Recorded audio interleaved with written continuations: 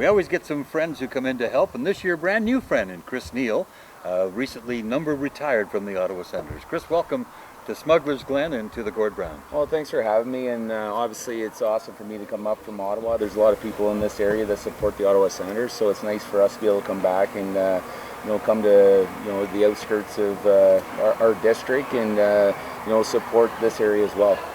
All right, so let's look at your career with the Senators, and your career started, I think, after Larry retired, right? Thank God. yeah,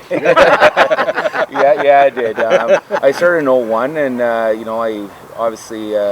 had got drafted as an offensive player. I had 72 points my last year in the OHL, and I was smart enough to look at the right side of the Ottawa Senators. You had Martin Havlat, Marian Hossa, and Daniel Alferson. I wasn't beating one of those guys out for a job, so anyway, I got in as a fourth line player and worked my way up and just played the same way every single night, and I was able to have the longevity and play a long time.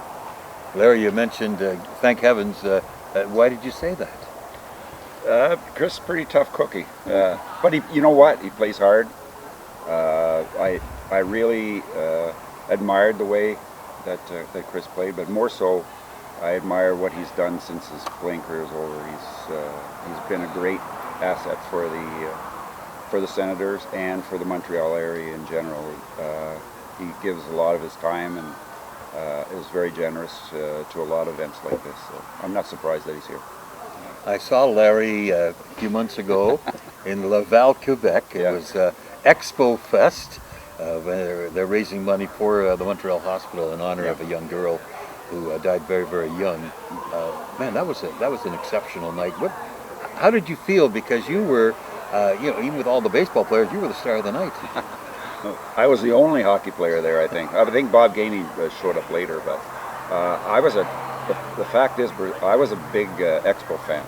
My son and I used to go to most of the home games with the Expos. In fact, we were there the night that Willie Stargell hit the ball so far that they painted the seat in right field.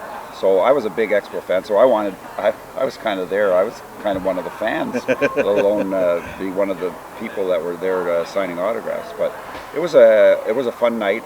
It's always great to come back to Montreal and see some of the old faces, Bill Stoneman and Rogers and all those guys. That was around the same era that we were having success as the Canadians. So it was a great night. It was a great night for sure.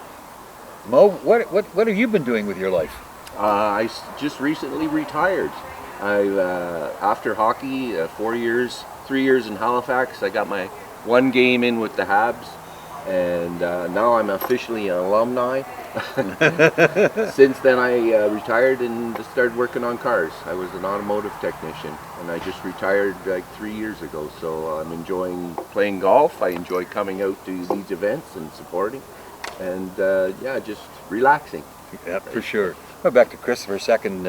I was in Ottawa for the day your jersey was retired, and just talk about that night and how special it was. Well, it is very special, and you don't play the game to get the recognition of that, but honestly, it's not just about on ice; it's about off ice stuff as well. And I tell a lot of the young kids that come in, if you embed yourself in the community and play a long time in one area, almost treated hockey secondary. I got to play a game I love to play, but whenever they told me my jersey was going to the rafters, I lost my mom my third year in the NHL, and I knew she was looking down on me, and I wish she was there to experience the moment with me, but being able to stand there beside my dad and watch the banner go up to the rafters with 25 with Neil on it, and I go, Dad, it's my number, but it's our name. So anyway, it was a pretty special moment to sit there with my dad at center ice and watch that go up. Larry, that's happened to you a couple of times. Yeah, well, a couple of times. Yeah, it happened here in Brockville when they retired my number up here.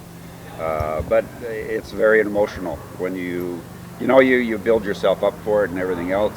And for me, it was kind of neat because I had my grandson with me then, and just recently I got to bring the torch in, and I had the same grandson that was about 7 years old that walked into the middle of the Bell Center During the playoffs. During the playoffs, all of a sudden now we're seeing eye to eye, and he's about 225 and built like a rocket ship. It was kind of neat to see, where everything had gone, and that's the one thing, as Chris will say, it not only is it special to see like the family name up there, but now you know that every time your future family gets to go to watch a game or whatever, all they got to do is look up and see the name up in the rafters.